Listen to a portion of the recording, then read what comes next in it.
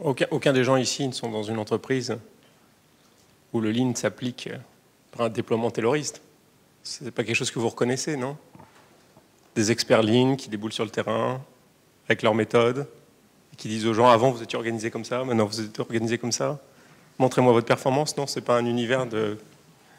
C'est très bien. Alors, effectivement,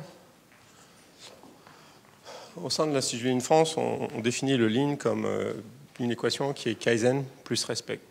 Et vraiment, l'idée ici, c'est une idée que mon père avait développée il y a très longtemps, c'est qu'il faut savoir marcher sur deux pieds.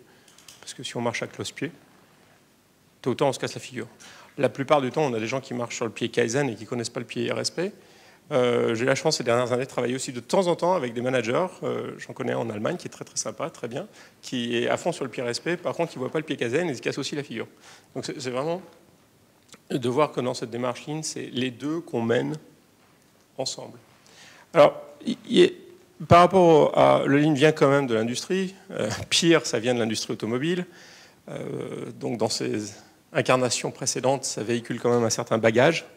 Et une des difficultés qu'on a quand on attaque des nouveaux domaines, c'est de distinguer ce qui est spécifique au domaine. Donc la première question qu'il faut se poser, c'est qu'est-ce qui est spécifique au service? La première partie du service, c'est on a des problèmes de précision. J'atterris à l'aéroport de Bordeaux, j'ai prépayé ma voiture sur Internet. Encore, c'est des choses, je sais que je suis né sous une mauvaise étoile, c'est des choses qui n'arrivent qu'à moi, ça ne vous sera jamais arrivé. Donc je vais louer une voiture prépayée sur Internet. Il n'y a personne, comme je suis sorti dernier de l'avion, il n'y a personne à la queue. Il me faut combien de temps pour obtenir la voiture? 5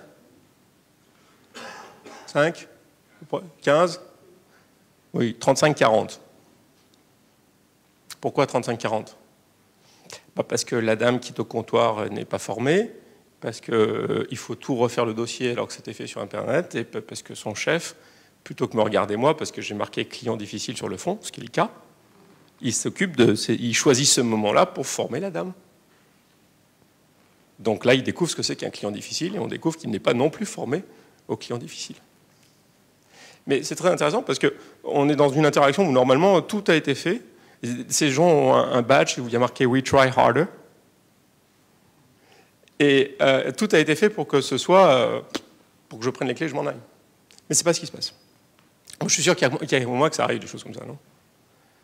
Le premier problème, c'est la précision. C'est-à-dire comment est-ce qu'on obtient dans le service qu'on veut, juste maintenant, et qu'on n'a pas à y revenir. Non, ça ne vous touche pas. J'ai pas de chance. Le deuxième sujet du service, c'est la disponibilité. Alors, la disponibilité, c'est quoi? J'achète un software qu'il faut mettre sur un CD. Le site me l'envoie. Et puis, je ne reçois pas, je finis par... Enfin, qu'est-ce qui se passe? Et puis, je reçois des messages. La loge est fermée, on n'a pas le code. Je ne suis pas là, chez moi. Il faut parler à ces gens. Donc, ils m'appellent. Je suis en meeting, en réunion, je suis dans l'usine. On dit quoi? Qu'est-ce que vous me racontez? J'entends rien. C'est quoi votre code? La loge est fermée. Et vous ne pouvez pas juste le mettre dans la boîte aux lettres? Ah ben non, vous comprenez, il y a une certaine valeur, il faut qu'on vous le remette dans main propre, il faut qu'une signature.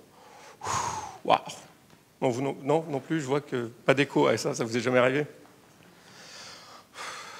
Je suis content qu'ils aient tous ces systèmes pour me protéger, mais ce n'est pas ce que je leur ai demandé. Moi, tout ce que je veux, c'est d'obtenir le service juste là quand je suis là. Enfin, il y a un exemple beaucoup plus bête à Paris, pour les Parisiens.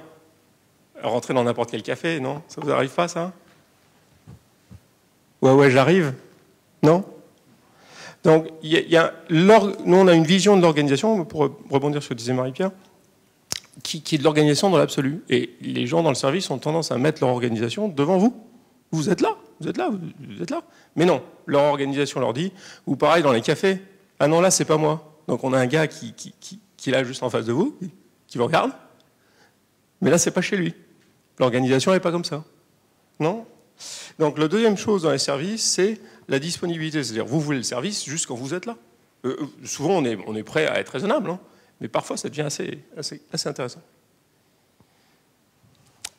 Une grande spécificité dans le service, c'est l'attitude. Alors en usine, je suis désolé pour les gars qui bossent en usine, mais au total, s'ils sont de bonne humeur ou de mauvaise humeur, Ça va avoir un impact à la marge, ça va avoir un impact sur le climat, mais quand on est en train de faire des pièces en face d'un robot de soudure, bon. Parfois, c'est plus important que le robot de soudure soit de bonne humeur. Parce que ceux qui ont travaillé avec des robots de soudure, quand le robot de soudure est de mauvaise humeur, là, on a plus de mal à faire les pièces. Par contre, dans le service, ça, c'est très très fort. Et c'est très compliqué. Je suis dans l'avion, je vais en Italie. Il y a une dame 2 rangs derrière moi qui brutalement ne sait plus où est son sac. Donc elle commence à parler très fort en italien en disant « je ne sais pas où est mon sac ». Donc une compagnie aérienne française que vous imaginerez. Les filles sont en train de passer avec le trolley pour faire les drinks. Et la dame qui est juste 2 rangs devant cette personne qui commence à se lever en disant « je ne sais pas où j'ai mis mon sac », fait s'autovolser, elle fait « ah, je ne peux pas gérer ça ». Et elle fait un pas de plus. Elle regarde sa collègue qui, elle, donc, est face à la personne, puisqu'elle est en train de marcher en arrière. Sa collègue regarde la situation, a un moment de réflexion, et se tourne vers la personne qui est là. « Et pour madame, ce sera ?» Jusqu'à ce qu'il y ait un autre passager qui se lève et qui commence à ouvrir tous les... C'est vachement intéressant comme situation. C'est vachement intéressant parce que ces 2 dames font leur travail, vous êtes d'accord? Elles font leur travail. Elles sont juste complètement à côté de la plaque. Mais elles font leur travail. Dans la façon dont leur travail est décrit, on ne leur demande pas, il n'y a pas marqué dans leur fiche de pension, dans leur fiche de poste. Quand une dame brutalement s'inquiète de où est-ce qu'elle a mis son sac, il faut s'arrêter, aller lui parler et l'aider à trouver. Donc il y a une 3e dimension qui est très spécifique au service, c'est l'attitude. Et alors, le génie du truc, c'est que quand on a tout ça, on peut faire du conseil. Et dans le service, c'est le jackpot. Parce que ce que tout le monde cherche en croissance dans le service, c'est le cross-selling. C'est-à-dire qu'une fois que vous faites un service, à nouveau, c'est des choses qui n'arrivent qu'à moi, mais quand vous allez à la banque, vous souhaitez faire quelque chose, et eux, qu'est-ce qu'ils veulent? C'est vous vendre une assurance. Mais, étant donné qu'ils ont foiré tous les trucs qu'ils ont fait pour vous, est-ce que vous êtes vraiment prêt à les écouter quand ils veulent vous vendre une assurance? Vous dites, commencez par me donner mon chéquier, sans me demander de revenir, sans me demander d'exister. Donnez-moi mon chéquier, faites les 3 premiers et je vous écouterai. J'ai un exemple positif, mon agence de voyage est extraordinaire. Ils font ça, et du coup, quand j'ai quelque chose de compliqué, un voyage compliqué à faire, je les écoute. Quand je les écoute, ça leur permet de me placer leurs produits. Et ça, dans le service, c'est ce qu'on cherche. C'est-à-dire que quand on a des gens sur lesquels qu'on a convaincu sur les 3 premiers points, à ce moment-là, ils vous écoutent quand ils ont une question qu'ils ne savent pas gérer. Et c'est là, le chauffeur de taxi sympa, où vous demandez à qui vous demandez s'il connaît un restaurant, il a certainement un kickback là où ils vous emmènent. Mais c'est comme ça qu'il fait son business. C'est-à-dire que l'enjeu du service, c'est de vendre de nouveau le même service, mais souvent de vendre d'autres services qu'on peut proposer, mais on n'y arrive pas tant qu'on n'a pas réussi les 3 premiers. Donc le problème qui est spécifique du service, c'est celui-là. C'est de la jugeote. Alors pour être exact, on a exactement le même problème en usine, puisque l'opérateur doit juger si la pièce est bonne ou pas. Mais c'est un problème plus précis, plus étroit. Dans le service, c'est de la jugeote. Le gars qui voit un client difficile et qui décide que c'est le moment d'aller former la fille, au lieu de simplement de me donner les clés et me laisser partir, c'est juste un manque de jugeote. On ne peut pas lui reprocher. On lui a certainement dit qu'il fallait qu'il forme ses collaborateurs. Il a certainement été à des cours de ligne où on lui expliquait le dojo. Mais juste, il manque de jugeote. Quand je leur dis, bah oui, je comprends que le CD, là, pour vous, c'est de l'argent, mais moi, mettez-le dans la boîte aux lettres, qui ne savent pas me dire oui. Vous voyez ce que je veux dire, c'est un manque de jugeote. Et ça, c'est très, très difficile. Alors, pourquoi? Parce que, comme disait Marie-Pierre, notre monde industriel est fondé sur 2 idées développées par Taylor. La première, c'est qu'on va mettre des règles. Tout le monde y croit. Mais on y croit de façon tellement forte que notre conditionnement est tellement fort qu'on n'imagine pas un monde sans ça. Donc, des experts vont regarder comment les gens travaillent, ils vont en tirer des règles de travail, et on va dire à tous les Indiens, suivez les règles. C'est né au 19e siècle. Quand vous lisez l'histoire, jusqu'au 19e siècle, enfin ça commence au 18e siècle, mais même dans l'armée, chacun avait ses uniformes parce que c'était joli. De toute façon, c'était maman qui avait payé la charge, donc je m'habille bien. Chacun menait les choses comme il voulait. On était dans un système féodal dans lequel, à partir du moment où on a le fief, on fait absolument ce qu'on veut. La notion de règle, c'est venu très tardivement. Hein. C'est quand ils se sont rendus compte qu'il y a eu ça dans l'armée romaine, puis après ils se sont rendus compte qu'ils étaient passionnés par les automates, que si seulement on pouvait vous remplacer tous par des automates, on serait content. Donc ils ont eu cette idée qu'on allait régler les gens. Mais c'est très récent. Enfin récent. Chose d'être égale par ailleurs. Et la deuxième idée de Taylor, c'est que je prends les 40% qui travaillent le mieux et je les paye 60% plus cher. C'est-à-dire je mets des incentives au travail. Alors cette idée est très compliquée. D'abord, ça l'a fâché avec tout le monde. Ça l'a fâché avec les patrons, parce qu'ils n'avaient pas du tout envie de payer les gens 60% plus cher. Ça l'a fâché avec les syndicats, parce que les syndicats aux États-Unis, ce n'étaient pas les syndicats comme les nôtres, c'était des gens qui... Vous êtes tous des immigrants polonais qui ne parlaient pas anglais, vous venez me voir, je vends votre travail, et je m'en prends une partie. Donc c'était des mafias. Évidemment, si Taylor fait ça, comme il y a des règles, vous pouvez venir travailler à l'entreprise sans avoir... Si vous ne savez pas parler anglais, ce n'est pas grave, juste suivez les instructions. Et puis deuxièmement, votre salaire, il est directement lié à votre performance. Par contre, donc, on est tous d'accord avec ça. Vous êtes tous incentivés. On vous a tous dit, si vous faites ça, vous allez gagner tant. Et vous êtes tous réglés, comme c'est pas permis, en vous disant, voilà le process, voilà les procédures, voilà machin. Vous êtes d'accord? On vit dans cet environnement-là. Bon, c'est pas idiot dans l'absolu. Et à nouveau, on ne va pas cracher sur le terrorisme. Ça nous a donné 3% de productivité par an depuis 1880. Ça nous a évité la révolution du prolétariat. Vous savez, les enfants des ouvriers étaient instits, les enfants des instits étaient ingénieurs, les enfants des ingénieurs ont fait du marketing. Maintenant, je ne sais plus où on en est, mais probablement des sites web. Mais ça marche, hein. Sauf qu'il y a un souci. Plus on détaille les règles des gens, plus ils arrêtent de réfléchir. C'est le premier point.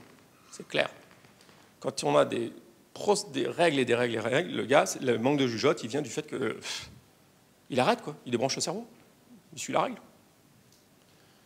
Plus grave, ce qu'on a découvert en psychologie, c'est que plus on donne des incitations spécifiques, plus les gens se désintéressent.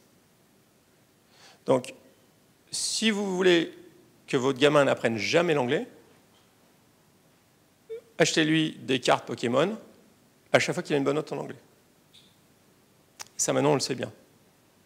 Qu'est-ce qu'il va faire le gamin si vous lui donnez des cartes Pokémon ou son vice à lui, ou des jeux de DS, à chaque fois qu'il a une bonne note en anglais, qu'est-ce qu'il va faire? Il va? Est-ce qu'il va avoir des bonnes notes en anglais? Ah oui, bah oui, il va obtenir des bonnes notes en anglais. Par contre, il n'apprendra jamais l'anglais. Parce que l'incentive... Alors évidemment, quand il s'agissait de l'époque de Taylor qu'il faut déplacer un tas de charbon, qu'on vous paye $1 de plus si vous allez plus vite, ça marche, c'est déplacer un tas de charbon. Mais par contre, ce qu'on a vu, c'est que l'incentive sur des boulots qui demandent de la jugeote détruit la motivation intrinsèque. Les gens s'y intéressent plus. Tout ce qu'ils veulent, c'est d'obtenir le truc. C'est la jugeote qui fait la qualité du service, et ça, on le voit bien. Le fait que la même entreprise, selon le gars, dans le service, selon le gars sur qui on tombe, il se passe des choses totalement différentes. Les gens dont je suis très content, ils ont fait, dans l'agence de Vallas, c'est Aurélis ou je ne sais plus quoi, Selectour Voyage. J'avais aussi j'étais dans une autre agence qui a été changée, rachetée, fermée, etc., où ils m'ont poursuivi, le département de recouvrement legal m'a poursuivi pour des conneries qu'ils avaient fait eux pendant 2 ans. Je recevais des courriers vous avez dû vous arriver, des courriers extrêmement désagréables, juste parce qu'ils avaient des factures qu'ils essayaient de clôturer. Et c'était clairement de l'intimidation, ils n'avaient aucune source légale. Ça s'est fini de façon très très bizarre, ça s'est fini grâce à Viadeo. Je me suis rendu compte par hasard que leur patron était sur Viadeo, et je lui ai envoyé un truc en les pourrissant. Et du jour au lendemain, j'en ai plus entendu parler. Vous voyez la jugeote? Donc la jugeote du gars qui fait son boulot parce que lui, il est incentivisé au montant qu'il est en train de recouvrer, par rapport aux dégâts qu'il est en train de faire à l'entreprise, par rapport au patron quand il voit le client chiant, et on ne sait jamais, peut-être qu'il parle à des conférences, donc on ne va pas l'emmerder, et qui dit on arrête. Vous voyez, c'est vraiment ça le service. La jugeote, c'est quoi? C'est 3 éléments. Premièrement, dans quel cas de figure est-on? Est-ce que c'est le moment d'aller former la fille au comptoir? Ou est-ce que c'est le moment de me débrouiller pour juste lui donner les clés qui s'en aille et puis je la formerai après? Donc le premier truc, c'est comment est-ce qu'on reconnaît dans quel cas de figure on est. C'est vraiment pas facile dans le service. L'histoire de est-ce que je débarrasse la table ou est-ce que j'assieds les gens, en fait, c'est loin d'être évident. Beaucoup de restaurants le résolvent comment? Comment ils font? Ben, ils taylorisent. Il y a quelqu'un qui vous accueille et les autres font tout le reste. Mais du coup, on y perd totalement. La personne à qui vous avez la relation n'est plus la personne qui vous sert. Deuxièmement, de quelle façon on doit prendre le problème? Ça, c'est rarement évident aussi. Parce qu'à nouveau, dans le service, contrairement à la production, chaque client a son problème. Et en fait, le problème, est-ce qu'il faut s'occuper de la dame qui cherche son sac ou est-ce qu'il faut continuer à servir les drinks? Ça dépend vraiment de comment on voit son job. Hein. Si la fille voit son job comme juste servir les drinks, parce que c'est la bétaillère, on fait ça tous les matins, ou si la fille voit son job comme un job d'accueil, ça n'a rien à voir. Quand j'étais, bon, vous savez tous que j'ai jamais eu de métier honnête, mais j'étais skipper de bateau. Le jour où on m'a offert, quand j'étais gamin, de piloter le gros catamaran aux Antilles, je me suis dit c'était pas mal. Puis je me suis rendu compte que c'était pas un job de voile, c'était un job d'accueil, parce qu'il fallait être sympa avec tous les groupes de touristes qui arrivaient chaque semaine. Je me suis dit c'est pas pour toi. Donc comment est-ce qu'on prend le problème? Et troisièmement, on est dans quel contexte? Qu'est-ce qui se passe autour? Ça change tout aussi. C'est-à-dire, selon le contexte, quand je travaille dans les hôpitaux, pareil, selon le contexte, il y a une histoire de Stephen Covey qui est affreux sur le fait, un type il est dans un wagon, et il y a un type qui est là, qui voit ses enfants mettre un vrac dans le wagon, terrible, dans le train. Ils mettent un vrac, vous la connaissez peut-être, l'histoire. Donc ils font tout, n'importe quoi, et puis l'autre, il les regarde, il dit rien. Puis finalement, Covey lui dit, mais vos enfants, etc. Il dit, ah oui, c'est vrai. On revient de l'enterrement de leur mère. Le contexte ici change tout. Et dans le service, il faut qu'on arrive à développer une appréciation du contexte, parce que la personne qui vit en face de vous, elle est porteuse de ce contexte, et souvent le contexte n'est pas du tout ce qu'on croit. Alors comment est-ce qu'on traite ça dans le Lean? Dans le Lean, on revient aux bases, notre performance, elle vient essentiellement de deux idées. La première, c'est les personnes. Pour avoir de la performance, il faut les meilleures personnes et les meilleurs process. Ça, on est tous d'accord. La performance vient des personnes, il faut les former.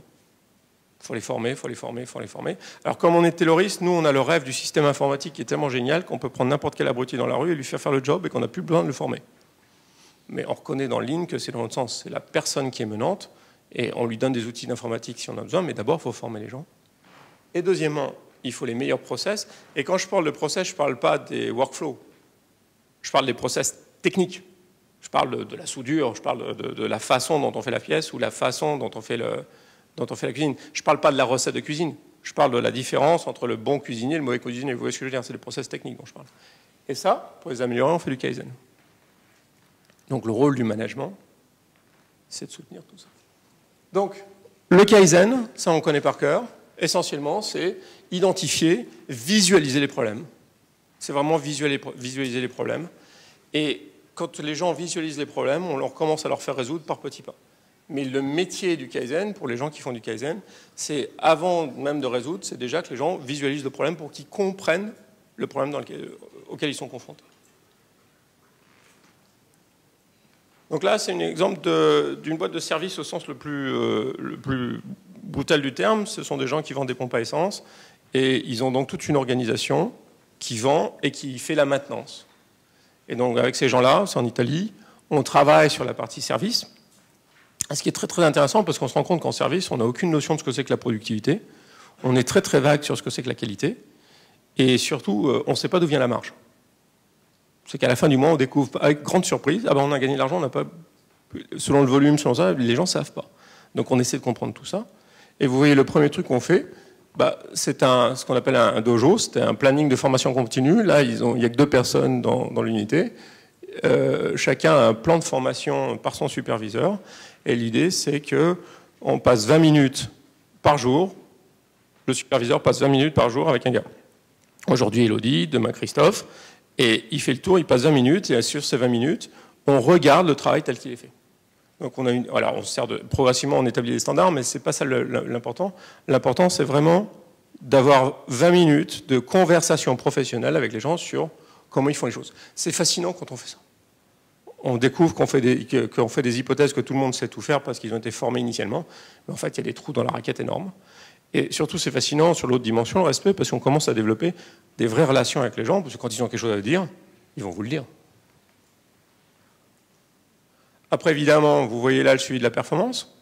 Pour intéresser les gens, il faut que les buts comptent. Donc on marque quelque part où sont les buts. C'est intéressant d'ailleurs parce que du coup, il y a beaucoup de discussions sur qu'est-ce que ça veut dire marquer un but. Dans le service, c'est loin d'être évident. Il faut vraiment se poser la question, puisque dès qu'on oriente, après, les gens vont essayer de le faire. Donc là on s'est focalisé sur...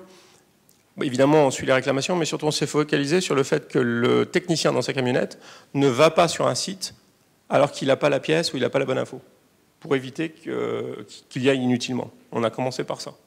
Donc en fait, compter les buts, c'est de compter juste le nombre de fois où le technicien il y va et est obligé de revenir. Une fois qu'on a fini ça, parce qu'ils ont fini par régler ça, on va compter les buts différemment. Mais l'idée, c'est qu'on a toujours une mesure d'une performance pour intéresser les gens. Donc ils jouent au foot, mais où sont les buts? Pas d'objectif là-dessus. Pas d'incentive là-dessus.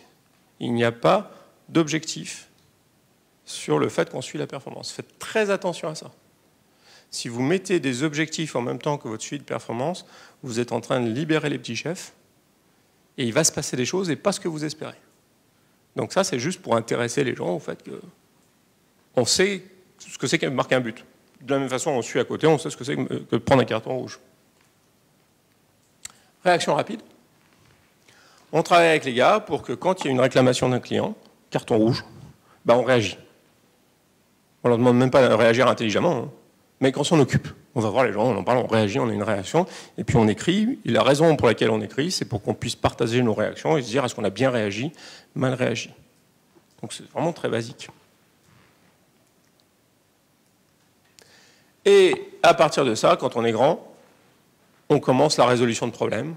Et à nouveau, la résolution de problème, c'est qu'on ne va pas résoudre chaque problème du tout. C'est qu'on rentre dans le Kaizen, donc on choisit un problème à la fois.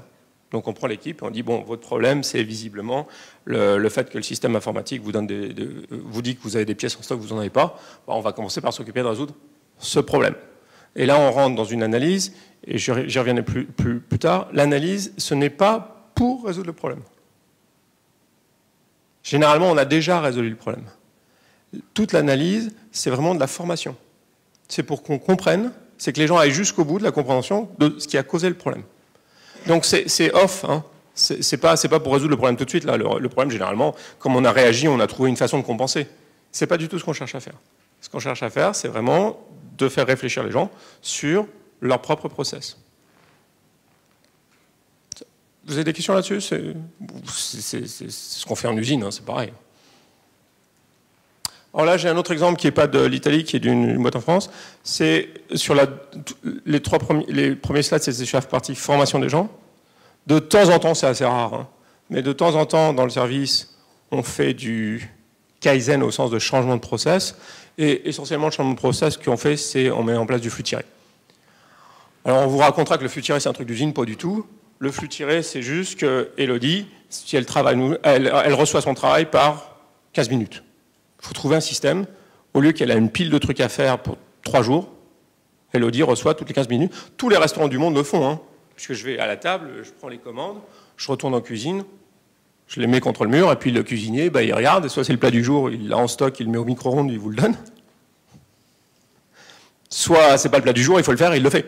Donc tous les restaurants du monde travaillent en flux tiré. Donc il n'y a pas de raison qu'on ne sache pas le faire.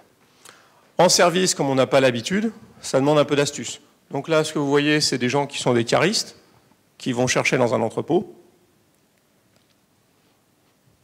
Puis tout ce qu'on a fait, c'est qu'on a mis un truc, on a découpé le temps. Et puis maintenant, au lieu de leur dire, au lieu de leur donner un énorme paquet de listes à servir et de les laisser se démerder, on leur donne le travail qu'il y a à faire par tranche de 15 minutes. Alors ça a plein d'impacts, parce que d'abord, ça les gamme, ça les fait revenir au même point. Du coup, on peut faire du Kaizen, du coup, on peut regarder leur travail. D'autre part, ça nous fait nous poser des tonnes de questions sur pourquoi est-ce qu'on les envoie là ou là ou là, comment les ordres sont faits. Enfin bref, le Kaizen, là, ce que vous voyez, c'est vraiment un exemple de Kaizen. Et dans le service, ne vous prenez pas la tête, commencez par regarder comment est-ce que vous pouvez dire aux gens le travail qu'il faut faire dans des petits incréments de temps. Il faut de l'astuce. Mais il y a des gens ici dans la salle qui l'ont fait sur plein de sujets différents, donc il faut leur problème. Maintenant, je vais aborder la... Donc ça, c'est toute la partie Kaizen. On est assez familier avec ça. Mais on va aborder maintenant la partie respect. Alors, respect, c'est un mot un peu compliqué. On l'imagine souvent avec comme politesse. Monsieur, vous m'avez manqué de respect. On a un sens plus technique, là, le respect. Donc, le sens plus technique, c'est... D'abord, ce qui sort dans la définition du respect, c'est qu'on prend en compte l'histoire de la personne. Les gens ont leur bagage et on ne roule pas dessus, quoi. Ils ont leur historique. Et donc on prend ça en compte et on s'oblige à écouter d'où ils viennent et de comprendre après vers où on veut aller. Alors souvent c'est comme ça, puis il faut y aller comme ça, mais c'est le fait que le bagage de chaque personne compte. On ne peut pas l'ignorer.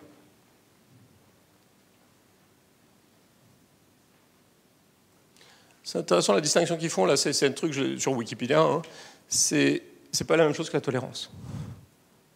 Parce que la tolérance peut aller avec le mépris. Alors dans le respect a un sens très précis. C'est que le résultat est fait par tout le monde. Donc si on est une entreprise, il n'y a pas que les chefs qui comptent, le gars qui s'occupe du nettoyage, il compte autant. Et donc vraiment c'est une vision très très précise de chaque contribution compte. Ça ne veut pas dire qu'on va s'entendre avec tout le monde. Ça ne veut pas dire qu'on va savoir travailler avec tout le monde. Ça ne veut pas dire non plus plein d'emploi, enfin garantie de l'emploi. Chaque contribution compte. À partir de ça, selon les contextes, selon les cas de figure, selon la jugeote, tout ça, on va essayer de faire en sorte que chaque contribution compte. Alors, la partie difficile sur le respect, c'est qu'il faut comprendre, c'est que, comme vous avez vu, les outils du Lean sont les mêmes que les outils du terrorisme. Il n'y a pas une grosse différence. Ils sont un peu plus astucieux, ils sont pris un peu différemment, mais dans l'ensemble, c'est la même chose. C'est des outils d'analyse, et les outils d'analyse, bon. Il y a des choses sur lesquelles le Lean est plus cool. C'est vrai qu'on fait rarement, dans les mouvements de travail, on fait rarement des terbliques et ce qu'on faisait avant, mais ceci étant, chez Toyota, ils le font. Par contre, toute la différence est dans l'intention managériale. Et c'est ça qui est difficile à faire passer comme message, c'est que c'est votre intention qui compte. Est-ce que vous y allez pour régler les gens comme des robots, vous ouvrez la tête, vous mettez la carte, et puis après il faut régler le robot, non? Ou est-ce que vous y allez avec l'intention, vraiment, de former et développer la personne? Personne ne peut choisir pour vous. Alors évidemment, quand le chef est comme ça, c'est mieux. Mais même si votre chef n'est pas comme ça, personne ne peut décider ça pour vous. C'est vraiment quelque chose qui vient de l'intérieur. C'est une intention. Qu'est-ce qu'on sait sur la satisfaction au travail? Alors la satisfaction au travail est un domaine qui est assez bien connu maintenant. Et puis on sait des trucs. Grosso modo, la satisfaction du travail vient de 3 trucs. Un, on s'entend bien avec ses collègues. C'est quand même vraiment important, parce qu'on les voit tous les jours. Donc, quand on ne s'entend pas avec eux, on est malheureux tous les jours. Deuxièmement, on adore du travail intéressant et qui a du sens. Donc, il y a une grande difficulté. C'est l'histoire, vous savez, du gars qui taille une pierre. Quand on lui demande ce qu'il fait, il peut dire « je taille une pierre », il peut dire « je monte un mur », ou il peut dire « on construit une cathédrale ». C'est la même opération, mais franchement, ça n'a pas le même sens. Et dans ce travail intéressant, il y a une difficulté, c'est que pour trouver notre travail intéressant, il faut qu'il y ait un degré d'autonomie quand même. Et finalement, oui, on aime bien qu'on nous dise c'est bien. Donc il faut qu'on ait une réussite reconnue. Donc ça c'est un terrain qui est assez bien balisé par la recherche. Maintenant, on sait à peu près comment les gens sont satisfaits au travail. Il faut qu'on arrive à avoir ces 3 ingrédients. Alors le premier truc du Lean, c'est le travail en équipe, le teamwork.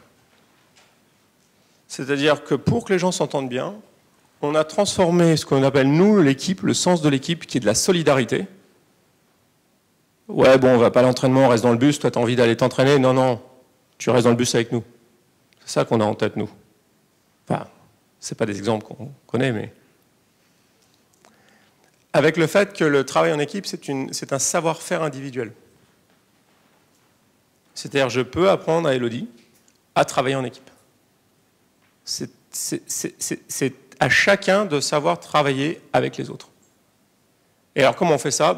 Simplement par la résolution de problèmes à plusieurs. Donc on dit, Elodie, tu vas résoudre ce problème, tu vas le faire avec Christophe. Ouais, mais Christophe, il comprend rien, machin que ça. Tu vas résoudre le problème avec Christophe. En fait, l'idée, c'est pas tant de résoudre le problème, là. C'est d'apprendre à Elodie à travailler avec Christophe. Vous voyez ce que je veux dire, c'est qu'on transforme le travail en équipe comme un état d'esprit, un truc vague, en un savoir-faire individuel.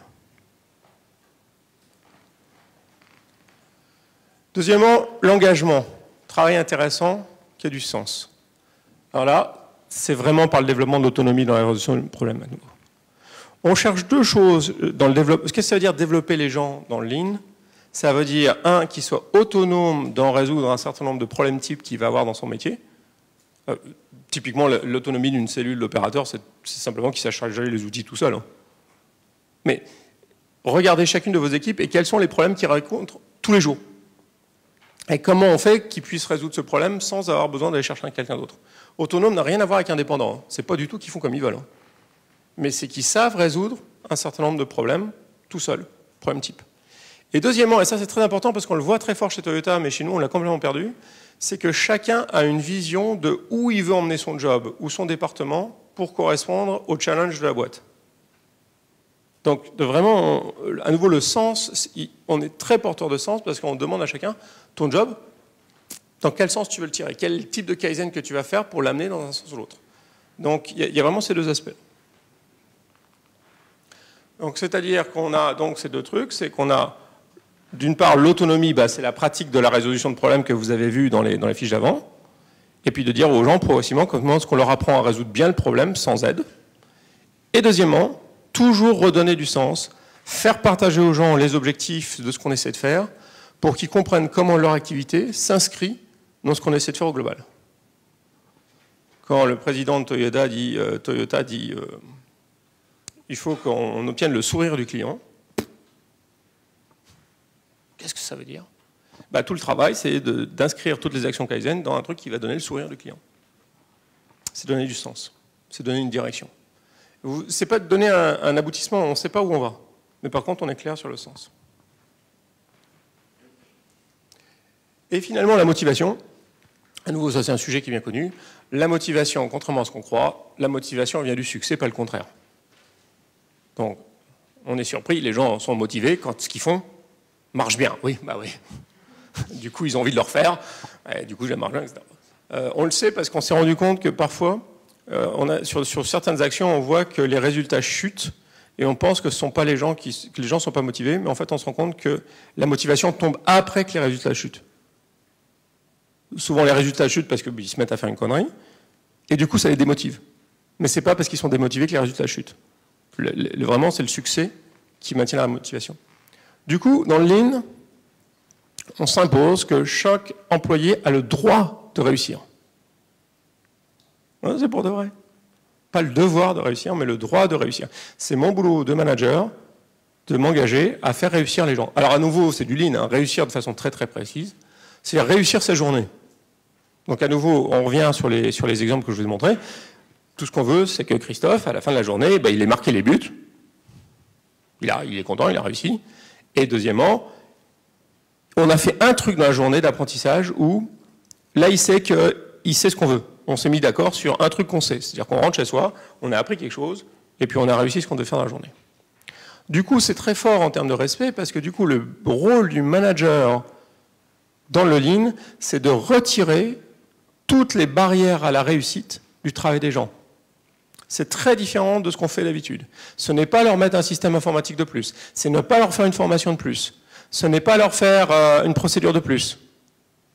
Je sais bien que ce n'est pas ce que vous faites dans l'ensemble, dans vos métiers, mais au cas où. C'est au contraire, c'est aller regarder avec eux, regarder leur travail et leur retirer tous les machins sur lesquels ils se prennent des pieds.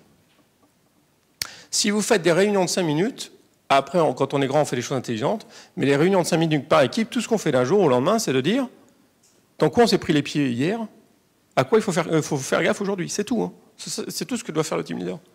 C'est qu'on regarde les trucs, qu'on se prend les pieds dans le tapis. C'est tout, ça s'arrête là. Parce que montrer du respect, faire preuve de respect dans le Lean, c'est vraiment de dire, là c'est difficile, là il faut qu'il se baisse, on retire les situations difficiles. Pourquoi? Parce que c'est notre engagement au fait que les gens puissent réussir. Ça vous parle? Vous voyez le film? Donc à chaque fois que vous pensez que mieux les organiser, ça veut dire mettre un système d'informatique qui va les régler plus dans le détail, pensez à ce slide. Est-ce que c'est montrer aux gens du respect? Bon, d'accord, votre chef le veut très fort, donc... c'est un exemple qu'on a démarré en Allemagne. C'est la suggestion du mois, c'est-à-dire c'est tout bête. On a mis sur un mur, là c'est juste, ils venaient de le démarrer, là c'est la première photo. Mais ils ont un système de suggestion qui marche plus ou moins bien, mais tout ce qu'on a fait, c'est à nouveau mettre en valeur la réussite des gens. Donc il y a un petit comité qui choisit une suggestion par mois. La suggestion par mois, on va afficher, on va mettre l'étoile. On fait vraiment, il n'y a pas d'incentive, il n'y a rien. Hein. On dit au gars, c'est dans le hall d'entrée, on lui dit merci, on fait une petite cérémonie toute bête. C'est tout. Et tout ce qu'on est en train de faire, c'est de reconnaître le succès de son engagement. Donc, au total, qu'est-ce qu'on essaie de faire? Très clairement, le Lean a été formulé par Toyota de ses débuts sur le fait qu'on ne peut pas faire du monozukuri, c'est-à-dire du développement de produits ou dans votre cas d'offres, sans faire du hitozukuri, c'est-à-dire du développement de personnes. C'est vraiment l'idée de base du Lean. Si le Lean se résume à une chose, c'est ça. Le trait d'union entre les deux, c'est le juste à temps, qui est la technique pour arriver à faire ça. Mais ce que Toyota a cherché à faire depuis les années 50, c'est que pour développer des meilleurs produits, il faut développer des meilleures personnes, et tout, c'est de savoir comment on le fait. Du coup, la question se pose, ça veut dire quoi le développement des personnes? En fait, c'est assez précis. C'est un modèle en T. Non, ça fait rigoler personne. C'est un modèle en T. Ils auraient été emmerdés s'ils s'étaient appelés Loyota. Ils auraient dû faire un modèle en L. Mais dans lequel il y a deux dimensions. Le premier, c'est le développement quotidien de l'expertise technique. Donc toutes les histoires d'organisation transverse, de machin, etc., dans le Lean, il n'y a juste pas. Hein. Les organisations plates, tout ça, les managés par les processus dans le Lean, il n'y a juste pas. Hein. Parce qu'on cherche des silos fonctionnels dans lesquels on développe la technique des gens. Et je travaille avec des ingénieries et ça fait 20 ans qu'on casse toute la partie technique dans nos boîtes. Ben après, on s'étonne que les gens ne nous achètent plus un produit. Donc le premier, on revient sur le garçon de café. Il va falloir lui apprendre à mettre toujours un verre de plus sur son plateau. Parce que c'est comme ça qu'on fait de la productivité, il ne faut pas se tromper. Mais c'est une technique de tenir un verre de plus sur le plateau. Et il faut le travailler. Donc chaque journée, on regarde si dans chaque journée de nos opérateurs, il y a eu un moment dans lequel on a travaillé, quelle que soit la technique de ce qu'il fait, mais un geste technique. Et du coup, la jugeote qui va avec. Et la deuxième dimension, c'est la dimension de teamwork, donc c'est la capacité individuelle à travailler avec les autres. C'est une dimension de leadership, parce que c'est comme ça qu'on fait avancer les choses, mais essentiellement, c'est de travailler avec l'amont et l'aval. Donc chaque personne a un problème à résoudre avec son fournisseur, en disant non, non, la lettre recommandée s'il faut, mais c'est peut-être pas la première chose qu'on va faire. Et puis un problème à résoudre avec son client en disant t'es sûr que c'est vraiment ça qu'il t'a dit? Et on est bien d'accord qu'il s'agit, dans les deux cas, de savoir-faire individuel. C'est vraiment du skill. Ça vous parle? Donc, vous regardez le job, et la question que vous vous posez, c'est ça. Le Lean est porteur de deux systèmes. D'abord, quand on dit le Lean contre le taylorisme, etc., moi, je connais peu de boîtes aussi tayloristes que Toyota. Hein. Faut pas rêver. Ça existe aussi. Ils ont des mecs, des méthodes Qu'est-ce qui se passe? Le standard, d'abord, est fait par les gens des méthodes qui ont défini comment on fait le standard. Mais ce qui se passe après, c'est qu'il est donné à la production qui doit l'améliorer et s'en servir. Enfin, forcément, je veux dire, une entreprise, c'est une entreprise. C'est pas... Mais il y a deux systèmes.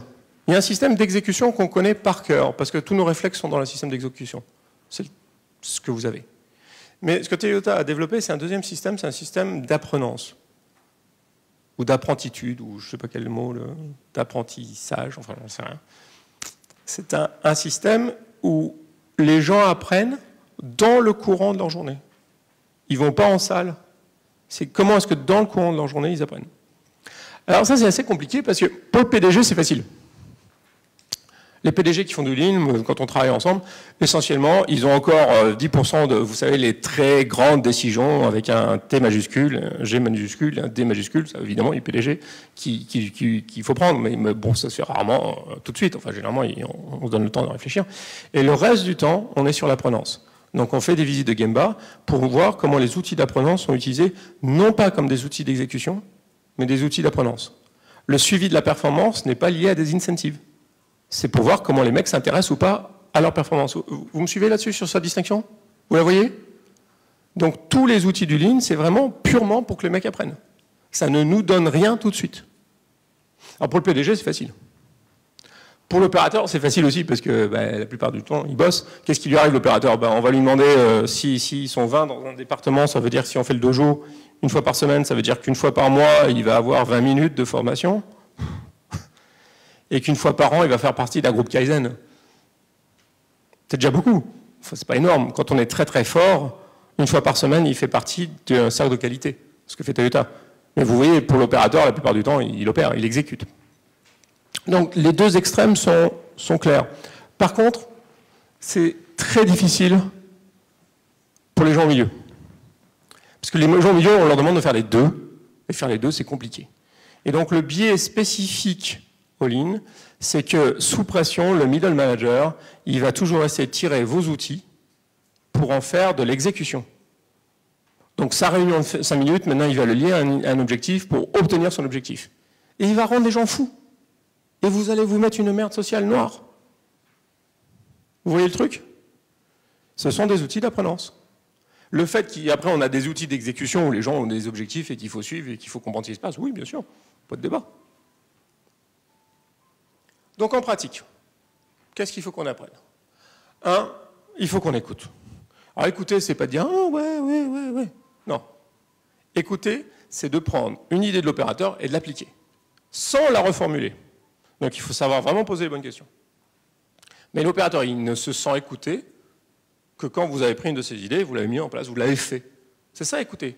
Écouter les gens, c'est quand on fait ce qu'ils vous disent. Quand on reformule, ça devient compliqué déjà, parce que c'est plus à lui. Donc, en usine, c'est facile. En service, c'est plus difficile. En usine, ce que je fais, c'est on fait des chantiers d'ergonomie. Où le patron, ou c'est rien que pour les opérateurs avec un animateur, et c'est le patron d'usine visite chacun de ces chantiers, et à chaque chantier, il leur donne un bout de truc qu'ils ont demandé. C'est tout. C'est, comme dit Jacques Chaise, qui reprend, je crois, Cocteau, il n'y a pas d'amour, il n'y a que des preuves d'amour. Il n'y a pas d'écoute, il n'y a que des preuves d'écoute. Deuxièmement, former au poste de travail. Donc, il faut trouver des systèmes qui vous permettent de former, et posez-vous la question, regardez, retournez dans vos services, regardez, et vous dites quand est-ce que les gens sont formés. L'enjeu, c'est que chaque jour, il y a un moment de formation. Alors ça va pas loin, hein, ça peut être dans quoi on s'est pris les pieds dans le tapis hier, et puis qu'est-ce qu'on fait aujourd'hui, ça suffit. Après, il y a développer les gens, et là, c'est partout l'histoire de la résolution de problèmes, mais qu'on soit clair, c'est une résolution de problème qui ne cherche pas à obtenir un résultat immédiat. On n'est pas dans l'exécution, on est vraiment dans le développement. Si on n'a pas de résultat, c'est qu'on a mal résolu le problème, donc le résultat est important, mais ce n'est pas ce qu'on cherche. Le résultat, on l'obtient par l'exécution. Et finalement, c'est associé. C'est cette idée de qu'est-ce que les gens ont à dire une fois qu'ils ont compris ce que vous essayez de faire, qu'est-ce qu'ils ont à dire sur ah, c'est ça que vous essayez de faire, moi ça m'arrive sans arrêt. Ah, c'est ça que vous avez fait, dans ce cas-là, ce que vous me demandez de faire, là, c'est con, je vous explique. Ah, c'est ça que vous essayez de faire, dans ce cas-là, si vous voulez que j'ai de meilleures relations avec mes fournisseurs, et si la compta leur bloque les factures, ça ne va pas bien se passer. Vous voyez ce que je veux dire? C'est ce dialogue où les gens ont des idées pour vous aider à aller où vous voulez aller. Parce que l'enjeu qu'on a, c'est de rétablir la confiance mutuelle, et ça c'est vraiment très fort dans le Lean chez Toyota, la confiance mutuelle entre les clients, le management et les employés. Et la confiance mutuelle, ça a une valeur économique.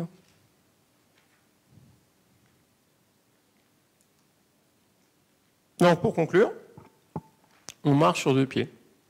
Premier pied, c'est toujours enrichir notre compréhension de la situation, enrichir le métier. C'est cette notion de jugeote. Et vraiment, dans le service, on ne fait pas de la physique nucléaire. Par contre, on a plein d'interactions tous les jours avec des gens qui sont dans un état psychologique bizarre parce qu'ils ont leur propre contexte. Et donc, c'est vraiment une question de comment est-ce qu'on développe la jugeote. Moi, je travaille dans les hôpitaux, la jugeote de l'infirmière, je peux vous dire qu'après, quand on a des drames avec les familles, tout ça, c'est que souvent, elle a manqué de jugeote totalement, mais personne ne l'a aidée. Elle s'est retrouvée en face, la famille qui n'est pas contente parce qu'on ne s'occupe pas de la mamie qui en décide, etc. Moi, je me souviens aux Antilles, ça s'est fini aux mains, avec les 4 frères qui étaient venus pour casser la gueule au médecin. Le médecin, elle était haute comme ça. C'était pas facile. Et donc, par contre, évidemment, dans ces environnements, ce qu'on découvre, moi j'adore les hôpitaux parce qu'on découvre des gens sur le terrain qui ont cette jugeote. C'est fabuleux. Qui passent le temps, alors quand on est consultant en ligne, on dit que des conneries, et passent le temps à vous dire, dans ce cas-là, comment ça, dans ce cas-là? Oui, du calme. Vous voyez, mais ça, on le cherche. Une fois qu'on le cherche, c'est fabuleux, parce que c'est très très riche. Et du coup, on a un sujet de discussion avec les opérateurs, c'est super riche, ils ont plein de choses à vous dire. Mais il faut le chercher. Et la deuxième chose, c'est on y va avec l'intention de développer de meilleures relations. On y va avec l'intention que les gens s'entendent mieux. C'est une intention explicite. Parce qu'on ne sait pas faire du Kaizen si les gens sont fâchés entre eux. Ça vous est pas arrivé, ça?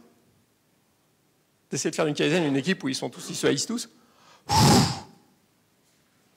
L'astuce, généralement, c'est qu'il y a un petit chef qui répartit le travail, là, il faut le savoir. S'ils sont tous fâchés, c'est que généralement, il y a quelqu'un... ça disparaît avec du flux tiré. Généralement, il y a quelqu'un qui donne le travail facile à ses copains et qui punit les autres avec le travail chiant. Il faut le savoir, c'est du métier, ça. Une fois que vous avez trouvé ça et que vous enlevez ça, généralement, ils sont beaucoup moins fâchés, on peut travailler. Mais les endroits où ils sont fâchés, comment voulez-vous leur faire du Kaizen? Inversement, c'est en faisant du Kaizen qu'ils sont au front ensemble, ils ont des expériences communes, ils ont du vécu commun, et ça développe la qualité de leur relation. J'ai dépassé. Voilà, merci beaucoup.